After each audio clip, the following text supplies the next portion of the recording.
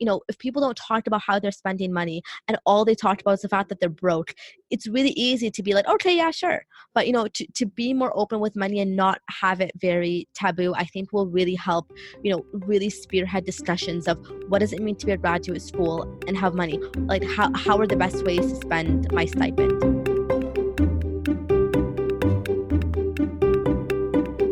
Welcome to the Personal Finance for PhDs podcast, a higher education in personal finance. I'm your host, Dr. Emily Roberts.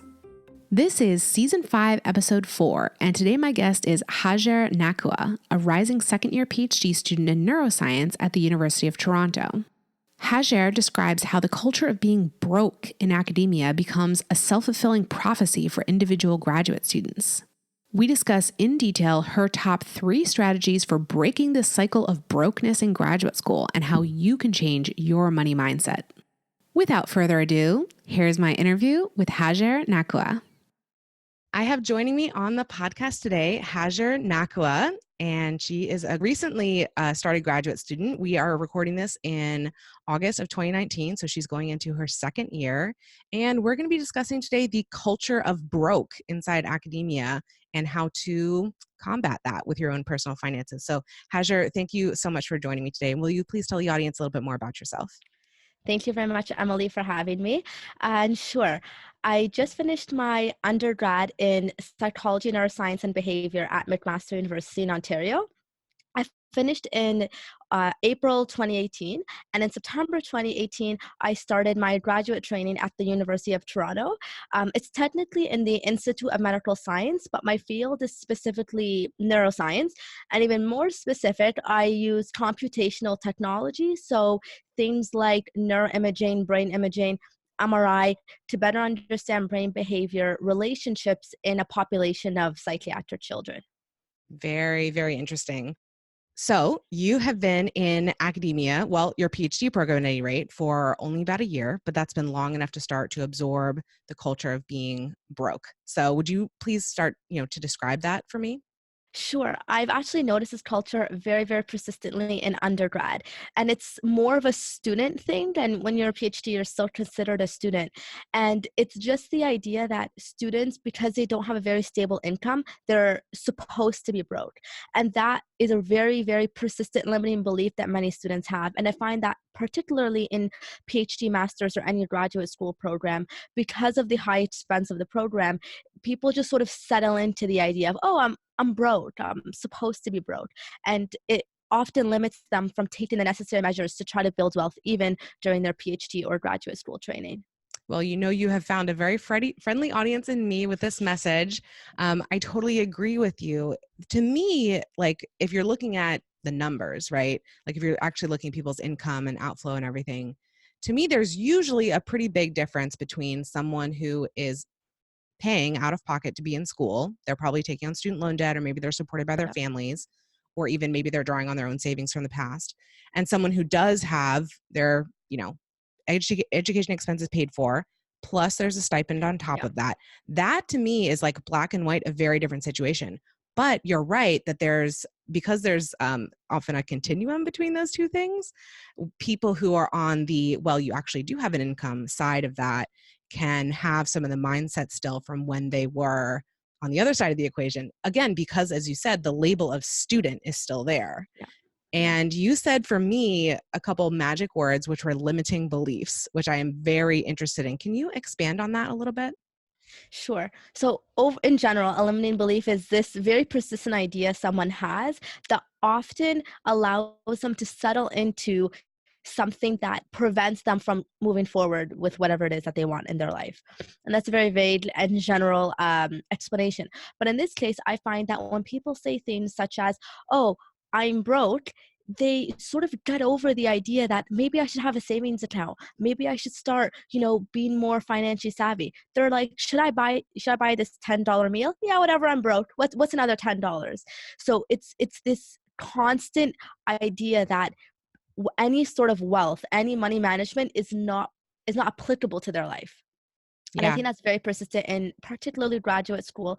And quickly commenting on one thing that you said, although there is a stipend, and it's fair that many people move for a PhD program, so that often goes towards living expenses. So of course, the amount of money that someone gets is not high, but it's still, as you said, a little bit surprising to me sometimes that there's such a strong sense of I have no money, even though technically there is some sort of cash flow coming in. Yeah. And this is another difficult point, right? Because for some people, the stipend is insufficient to live on in their, that city. It's tragic that some graduate students choose to pay their students that way, their workers or their fellowship recipients. That's something that needs to change kind of about higher education system as a whole. But so in some cases, it really is true. There's not enough Yes, to live on. You have to be going into debt, whether it's student loan debt or consumer debt, or you're being supported by someone else. And I think around 50%, or if I'm trying to remember the stats correctly, around 50% or less of doctoral students ultimately do take out some sort of student loans yeah, during their graduate degrees, right? Not just from undergrad. Yet, in other cases, as you were just saying, the stipend may be sufficient to live on, maybe even sufficient to do a little bit more with, but because of those limiting beliefs, that isn't even like considered. It's just an yeah, assumption. You're a student, you're going to be broke. There's yeah, nothing else you can do about it. And like you said, sort of acquiescing to that idea and not acting in a way that could change that situation just because you think that it can't be changed. So, exactly. yeah, this is a big part of my message. So I'm really glad that we can have this discussion today. So, what would you say that if someone does accept being broke as a limiting belief, even if it's not factually, numbers wise, necessarily the case? Uh, what's the harm in that? What's the effect in that? It prevents them from trying to seek opportunities to sort of build any sort of wealth or income. When I say wealth, I don't mean, those like $1 million wealth. I mean just having sort of being able to work towards your financial freedom, which is a huge goal, particularly in the West, as a lot of prices have been getting a lot more expensive. So it prevents starting that. People often say, oh, in my PhD, I'm broke, so I'm going to stay that way. And then maybe after, I'll sort of think about how I want to, think about money or how I want to build my income. I find that very problematic because PhD is a really pivotal time in your life. So the vast majority of people start between 22 to 32 in that decade. A lot of students are. And that's a really key time to sort of build for retirement or whatever it is, any goals that you may have. So starting from an early age thinking, oh, that's a problem for later, or no, I don't have the money to try to really focus on building financial freedom slowly, it can really be detrimental in their ability to save and also learn how to be good with money when you don't have a lot of money. Because we're not saying that PhD students have a great salary, as we've spoken about before, but it's still important to sort of think about ways to be financially savvy at a time where you may not have a lot of wealth. And then as you build on later in life, you'll get better and better at it. So I feel like there's a lot of wasted opportunity during the PhD years once someone succumbs to that limiting belief. Yeah, I totally agree. There's 2 points in there that I'd like to follow up with. The first is, so at least I have heard, from some aspects of the culture that your 20s are your time to invest in yourself. Don't really worry so much about saving for retirement or whatever it might be. There's time to do that later. Your 20s are your time to invest in yourself. And you might, if you've heard that message, right, you might think, well, yeah, I'm pursuing a PhD. Like that's a great thing to be doing with my 20s in terms of investing in yourself. And that's true. But I do think that maybe the people who are propagating that 20s are the time to invest in yourself message are assuming that people have a much higher income, that Yeah, like, during the course of your 20s, you're going to be ramping up that income and, pursuing all these different opportunities. Maybe you're starting your own company or whatever it is. That's a little bit of a different level of potential wealth, you might say, than what we're talking about in more like the PhD land, because it is a really difficult thing to start off, let's say in your 20s, with a certain stipend. And then 5, 6, 7+ years later, still have pretty much that same stipend that's coming in. It's very difficult to increase your income at all while you're in graduate school, unless you turn to outside sources of work. So that's something that doesn't really jive for me about that message of like invest in yourself in your 20s. It's like, yeah, you can do that, but please note that your income, if you do that through graduate school, is not actually going to be increasing during that time, or at least not, appreciably. So that was one thing that I wanted to point out. And the other one was just, as you were saying, I just wanted to underline the power of starting to invest, whether that's, paying off debt or actually investing in, stocks or something in your 20s is incredibly valuable because you have so much more time on your side before you reach the goal of, okay, I want to support myself in retirement or whatever your goal might be. It's so valuable to put away even a very small amount of money early on. The earlier on you can do it, the better, because of the magic and the power of compound interest. So it's something where, like, as you were just saying, if you acquiesce to the idea that you're going to be broke and you can't, invest for retirement or pay off your debt or whatever, if you succumb to that idea in your 20s, you might dismiss, oh, well, okay, I did have like $20 this month that I could have saved, or like $50. That's not that much money, whatever, it's fine. Actually, that is a lot of money once you compound it over multiple decades. So it's something where, yeah, that as you were saying, succumbing to that limiting belief really does damage you in the long term. If there was something you could have done about it, in the present, which again, for some people it isn't, but for others, perhaps you could. Yeah. And also, I wanted to comment on the idea that, oh, your 20s are supposed to enjoy yourself and invest in yourself. And while I agree with that philosophical idea, I think that people often make it very mutually exclusive, where there's being financially savvy and then there's enjoying your, like, spending on yourself and investing in yourself and quote unquote self-care and all that kind of stuff.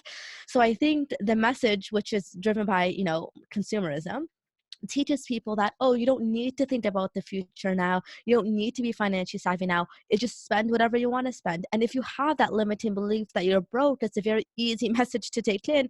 And it also sort of fills that cognitive dissonance that anyone may have. However, again, I don't think it's mutually exclusive. I think that you can equally, if you're able to support yourself and your stipend is sufficient, I do genuinely think that you can enjoy yourself and invest in yourself, whether it is with consumerism goods or other self-care habits, and also plan for the future and try to be more financially savvy. And it doesn't need to be as complicated as investing, but like you said, it could just be having an emergency account that that every month $100 is going to be put in the savings account. I definitely think that in many cases you can do both, and I think life is very enjoyable when you do both, because you know that you're enjoying the present, but you also know that you're planning for the future. And I think that there's a lot of sort of warmth that comes with that on the inside. Yeah, I totally agree with what you're saying. This is what I found to be the case as well, that I never wanted to completely sacrifice my enjoyment of the present, Yeah, but part of me enjoying the present was feeling more secure in my finances, right? And so exactly. it wasn't like it has to be all one way or the other. And again, this is another limiting belief, right? Like, you can only work on your financial future and then the present is going to be completely sacrificed, or you can only enjoy the present and then you cannot do anything for the future. In fact, there usually is a balance between those two things. And why also, when we choose to be extreme in one way, do we always choose the extreme of enjoying the present and not the extreme of sacrificing the present, at least for the vast majority of people? So yeah, I really enjoyed that part of our discussion. So okay, let's say we have a listener who says, okay, I'm hearing you. I'm hearing you. What can I do now on my grad student stipend or my postdoc salary, or whatever amount of money is coming in? How can I not be broke anymore? I've been telling myself that I have to be broke. Okay, maybe I don't have to, but what do I actually do to not be broke anymore? Okay. I love this question. I have a couple of, I wanted to say more of a philosophical idea and then go towards practical tips. The first thing is to recognize that you're always accountable for all the money that you use and you spend. Because I think that people often get, I hear this all the time. I don't know where the money goes. It just sort of leaves my bank account and I just keep tapping. I have no idea what I'm buying.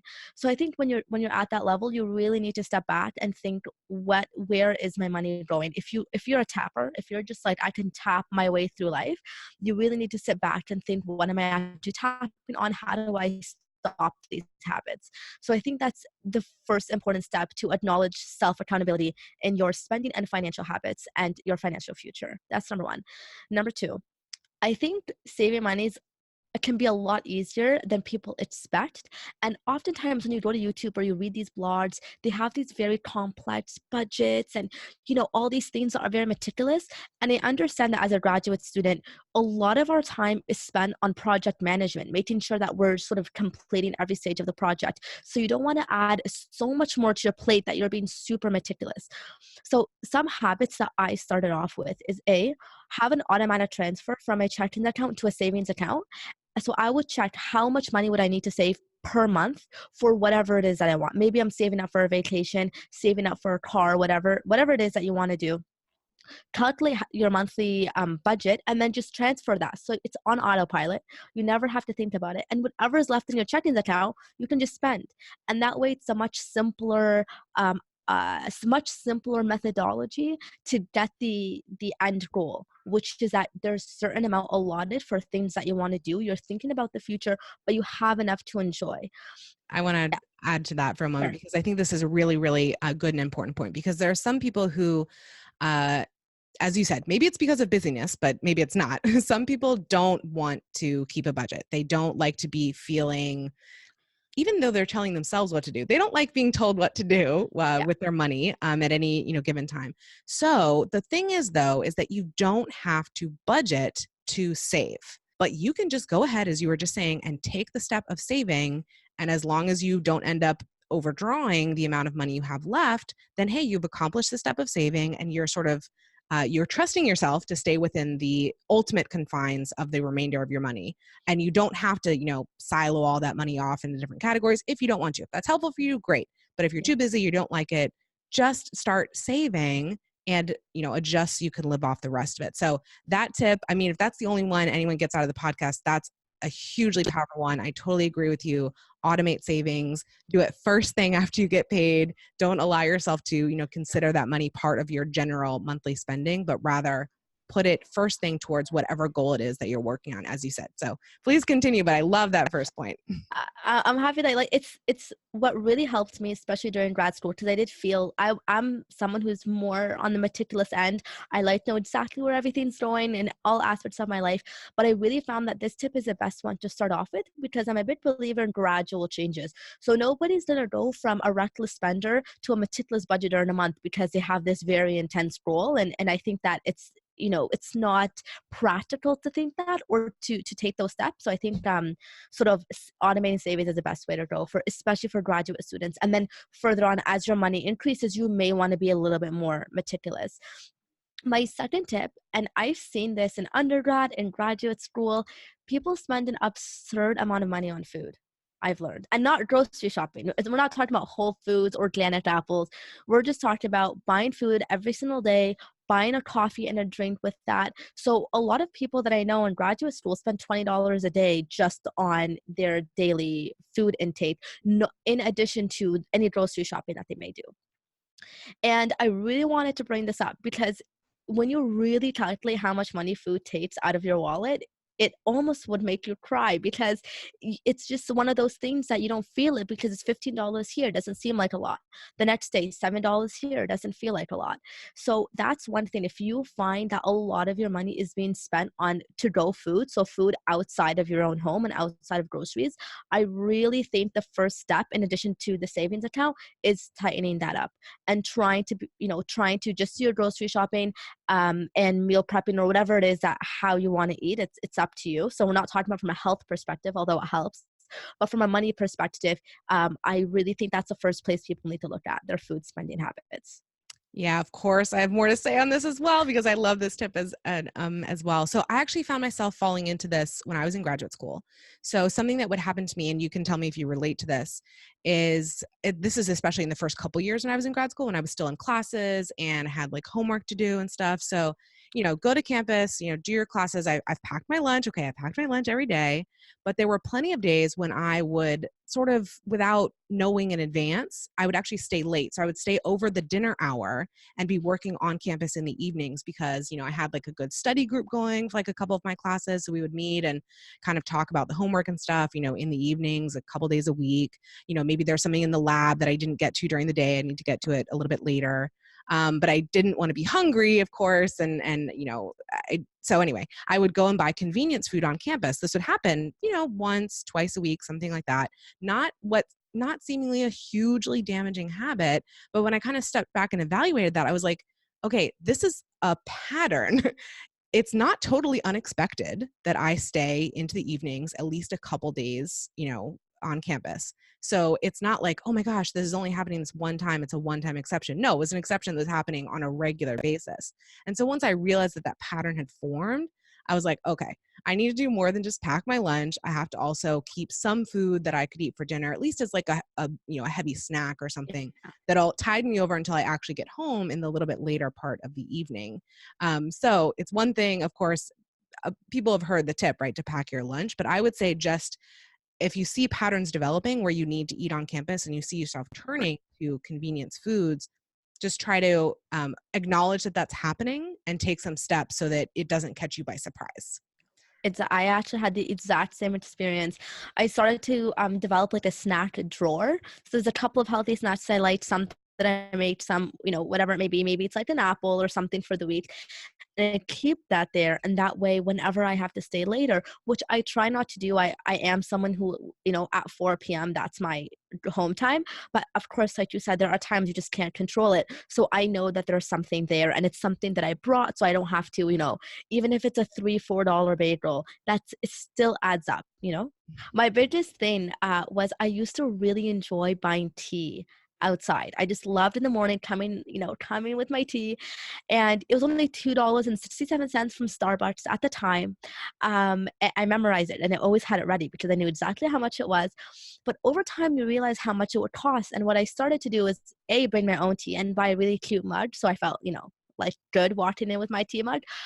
But sometimes if I didn't have my mug, I would actually just ask for a cup and hot water and I would bring my tea bag. And I have them on my desk. And that saved a lot of money. But you just don't feel that because $2.67 doesn't seem like that much money. So even as something as small as tea, I felt that like, oh wow, by the end of the month, I have considerable more money than I did last month. And it was just one very small change. Yeah, because it's a daily or an almost daily habit, making a small change can make a huge difference. Emily here for a brief interlude. Tax season is upon us. And while no one loves this time of year, it's particularly difficult for postbac fellows, funded grad students, and postdoc fellows. Even professional tax preparers are often thrown for a loop by our unique tax situation. And don't get me started on tax software.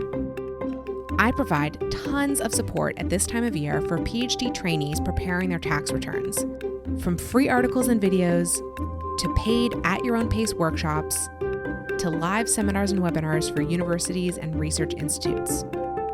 The best place to go to check out all of this material is pfforphds.com/tax. That's pfforphds.com/TAX. Don't struggle through tax season on your own. Visit my website for the exact information you need in the most efficient form available. Now back to the interview. One thing that has really helped me is really, so there's multiple aspects of consumerism that we all fall into, and I think it's very pertinent in grad school just because, oh yeah, the whole bro culture, but it's a very funny dissonance where we love to talk about how broke we are, but we love to spend money at the same time. So I find that's very common. So in general, in addition to food, other habits that you may have, I think is very important to check. So many of us like to spend a lot of money on fast fashion. And we know that it's not going to last very long. We just love the idea of like going into a fast fashion store, buying a $40 shirt. Seems like a good idea, but in 4 months, you're not going to wear that shirt anymore. So it's things like that where you really want to try to look at alternatives where you may have to, put in a greater sum in the beginning, but in the long run, you're really going to help your finances. And I think things like, thinking in that way has really helped. So instead of the idea of instant gratification, like I want a latte right now, I want this shirt right now, I want this meal right now, get outside that mindset and instead think, okay, long term, what do I want? Because when it comes to the food or the clothes or whatever, the idea is I want to have a meal that I enjoy. That's really the core of what you want, but that can come in many different ways, and many of it you can save a lot of money with. I want to buy clothes that I enjoy. Okay, well, what are better spending habits that you may do so that in the long term you know that you're saving money? So in just in general, letting go of the need of instant gratification, which to be honest is very, very hard in our very, very multi-consumerism culture. It's, many businesses makes billions of dollars because of the fact that it's very hard to let go of instant gratification. But the way that I like to think about it is the PhD is the biggest test of lack of instant gratification in your entire life.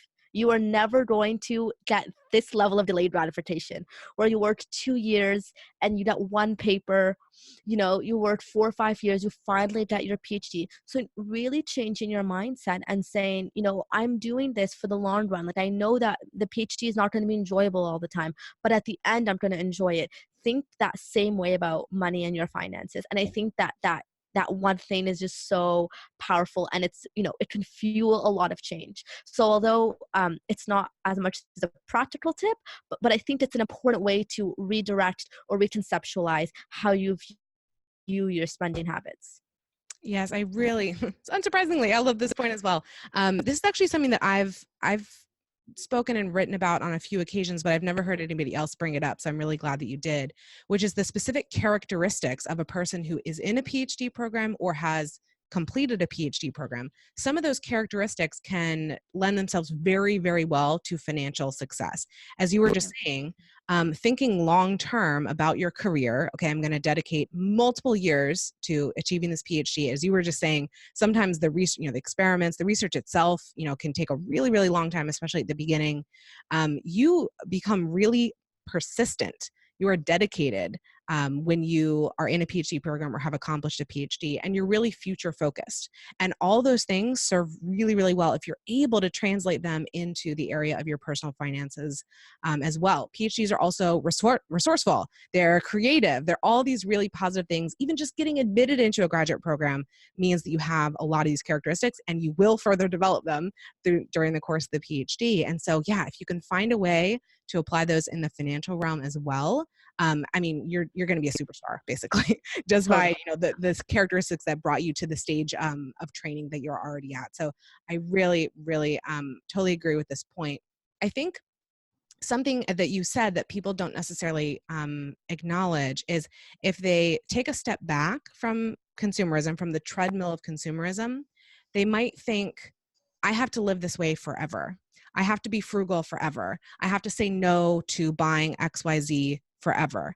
But the thing is that if you can take that step back from consumerism for a period of maybe a few years and really get your finances, solid underneath you, and really do things like investing yourself and increasing your income and so forth, you can add, consumerism is kind of a negative word, but you can add, mindful spending back in after a period of, stepping back from it, if you just, again, have some wherewithal to your finances. So for example, something that is a common criticism of frugality tips that are, disseminated is that you have to already have money to be frugal, right? So stuff like buying in bulk, or like what you were just saying, actually, buying an investment piece of clothing that's a little bit more money instead of multiple cheaper pieces of clothing that are going to fall apart faster. Well, you do need money up front to do those things. So common criticism of frugality is you have to be rich to be frugal, right? It kind of doesn't make sense. But the thing is that it doesn't take that long of building up some savings or something to have enough money to start taking those frugal steps that do require an upfront investment, which of course not all of them do. And so it might be that, okay, yeah, I'm just going to go on a spending fast for 3 months. And at the end of the 3 months, I will be able to take all these other frugal steps, which will then be able to fund me starting to spend again. So it doesn't have to be a forever sacrifice. It can be a short-term thing that can then sort of catapult you to greater and greater ability to build your wealth. Does that make sense? Totally. And I had a couple comments of the frugality, because I used to actually think like that too. I used to think, it's frugality comes from a relative place of privilege, to be able to think and even the comment on fast fashion that I brought up, I was listening to a podcast, and one of the key women who try to really vouch for sustainable fashion. She works with a lot of celebrities. She talks about the fact that if you really calculate how much money you're spending on fast fashion, you could easily buy a couple of those things in investment pieces. So again, it's the idea. And like you mentioned, as a PhD student, really understanding where's the investment worth being put in. And another really important point that I wanted to say is I don't think it's wise to do all these changes all at once, to be like, okay, that's it. I'm kind of all out. I'm changing everything that I wanted to change. There's, of course, going to be habits that trickle in, and that's totally fine. But it's again thinking that you're responsible for your wealth, your financial management. So what are the steps that you think you can do, and then start from there and slowly build in. So, if you want to be a little bit more frugal, or you want to go on a spending fast, but you want to make sure that you have some money initially, so just in case, then make that your priority, and sort of focus on that. So these are all gradual tips that require time to sort of get back on your feet of comfort with your money and comfort with your finances. But it's important just to start somewhere and then build from there. Yeah, I think that the idea that you have to revolutionize everything in your life at once to be successful with money is another one of those limiting beliefs that isn't true, that we tell ourselves as an excuse to getting out of doing anything. So when I Yeah. think about my own journey, so when I started my business, Personal Finance for PhDs, it was when I finished graduate school. And I had already attained a great deal of financial success at that point. Um, but, and so if you looked at me at the end of graduate school and saw, okay, she's got her stuff together, she's budgeting, she's saving, she's investing, paying off debt, all that stuff. It's easy to overlook the 7 years between college and when I finished my PhD that it took to get to that point of success. And I did not start off doing everything right and, the right out of the gate, right? This is something that I learned very gradually over time, and yet still, by my own definition, attained a great deal of financial success several years later. So Yeah. it's not that you have to exactly be like me, or exactly be like you, or exactly be like someone else you hold up as a model within, like a financial mentor or something. You don't have to instantly transform to be that person. It's okay for it to take years. It will still be effective if you make slow changes. In fact, probably more so because it's more sustainable. Exactly. And also taking into consideration your personal situation. So many PhD students live at home. So of course they don't have the very high rent to pay. And of course that makes many things easier. Many PhD students are supported by other individuals that help them out. And some PhD students again are living in a more difficult financial situation, in the sense they have to pay rent and they're solely responsible for themselves. So taking your situation and really think about, what are the actionable steps that I can do? What are the beliefs that are holding me back? How do I change those? And again, it will take years to get really good with, be really comfortable with the way that you want to spend money. And that's completely okay. And there's never the best way to spend money. I there are certain things that some people may think, oh, you don't need to spend it on that, but I personally like to, and I'm okay with that. So reaching that place where you're confident and comfortable in your money spending, it takes many years. But like you said, it's always worth it. But it's always important to take in your personal situation and your personal wealth, and not try to compare your situation to someone else's. This is actually one of my favorite things about personal finance, is that it is intensely personal and intensely individual. And there is not a cookie cutter solution that's going to work for everyone. It's a challenging thing for me as a personal finance educator, but it's just something that makes it such a rich field to be in. I want to get back to this question of mindset. Is there any more comments that you want to make about how to break this mindset, this accepting of the culture of being broke? I think so. The first thing is, I want to say, like we mentioned, this culture is very, very persistent. This mindset is very, very hard to get out of. Like sometimes I find, even though I'm totally against it, I find that I say things about the whole broke culture of being a student. In terms of breaking the mindset, it's just always important to understand what being broke means, and what us casually saying the word means. Many people, as we mentioned, do have some level of finances that they can spend. If you find that you are able to spend money, you're technically not broke. So just think about that, and then move towards take the steps that you want to take to that more financial freedom. And also, just I think it's really helpful to bring up the conversations around your colleagues, whether that's in school, your classmates, those in your lab. I do that often in my lab. It's a quite a big lab. So we often talk about, money and what does it mean to have money in graduate school. And sometimes if someone says, oh, graduate students are always broke, it's important to sort of chime in and think, okay, well, why are we broke? How do we break those down? Is it something that we just think in our head? So that's why I think this podcast, I really gravitate towards it, because it is just trying to have that conversation started. And I think that's the most effective way to break that down, because it's hard as an individual, even if you got over that, to sort of change the culture around you, and it will always creep into your mindset. But just starting the conversations, it doesn't have to be in a podcast, of course. Individually, it's really important to talk to the people around you about money, and not make money a very taboo topic, because I think that's if people don't talk about how they're spending money and all they talk about is the fact that they're broke, it's really easy to be like, okay, yeah, sure.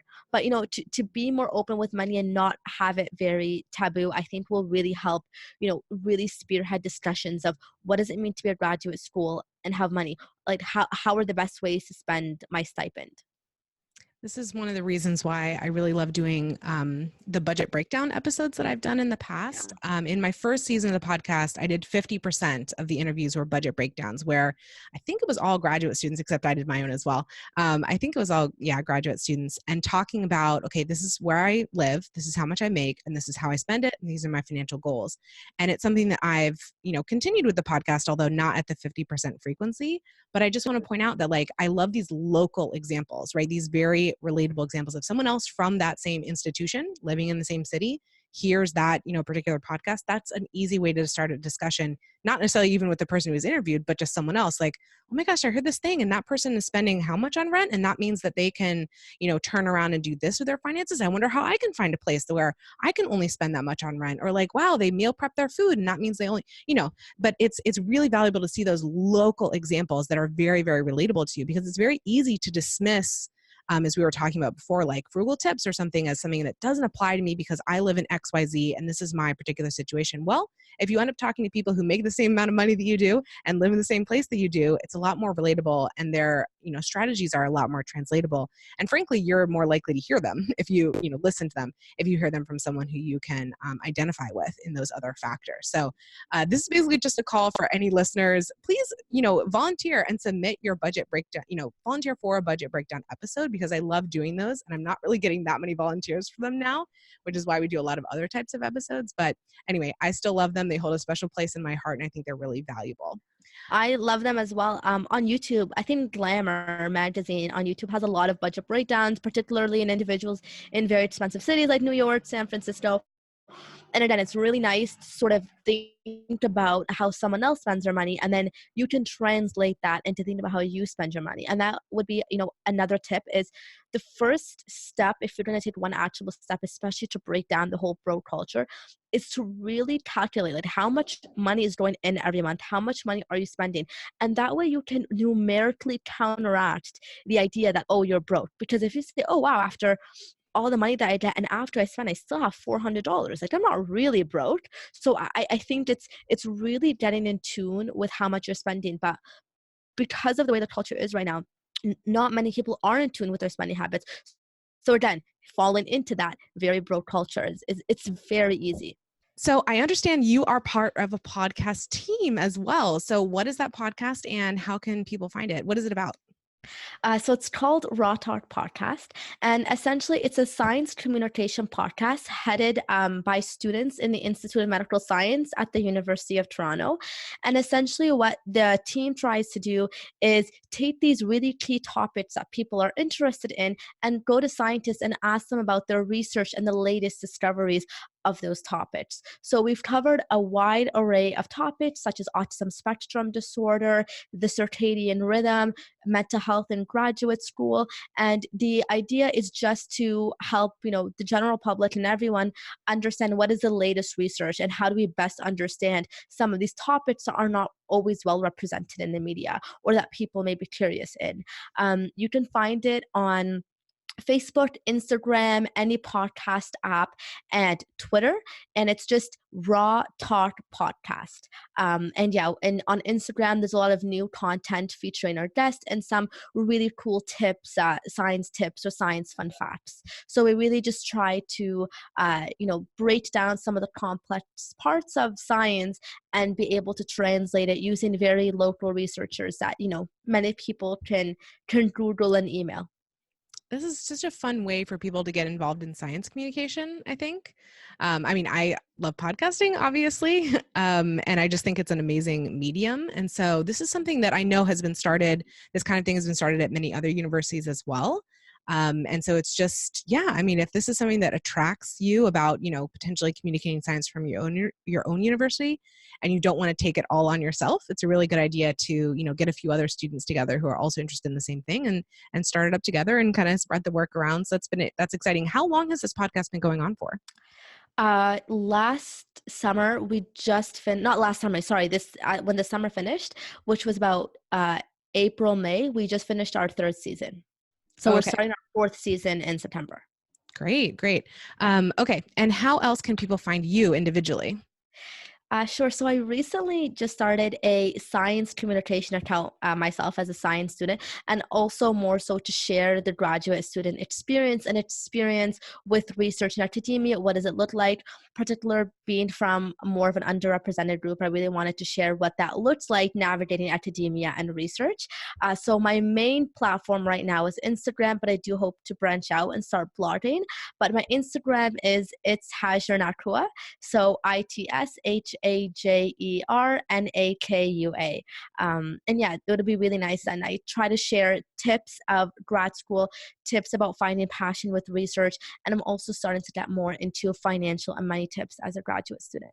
That sounds amazing. Okay, well, thank you so much for coming on the podcast today and sharing this wonderful content. Thank you so much for having me. This is my first podcast being interviewed, not interviewing. So this was really exciting. Listeners, thank you for joining me for this episode. pfforphds.com/podcast is the hub for the Personal Finance for PhDs podcast. There, you can find links to all the episode show notes and a form to volunteer to be interviewed. I'd love for you to check it out and get more involved. If you've been enjoying the podcast, here are 4 ways you can help it grow. 1, subscribe to the podcast and rate and review it on Apple Podcasts, Stitcher, or whatever platform you use. 2, share an episode you found particularly valuable on social media or with your PhD peers. 3, recommend me as a speaker to your university or association. My seminars cover the personal finance topics PhDs are most interested in, like investing, debt repayment, and taxes. 4, subscribe to my mailing list at pfforphds.com/subscribe. Through that list, you'll keep up with all the new content and special opportunities for personal finance for PhDs. See you in the next episode. And remember, you don't have to have a PhD to succeed with personal finance, but it helps.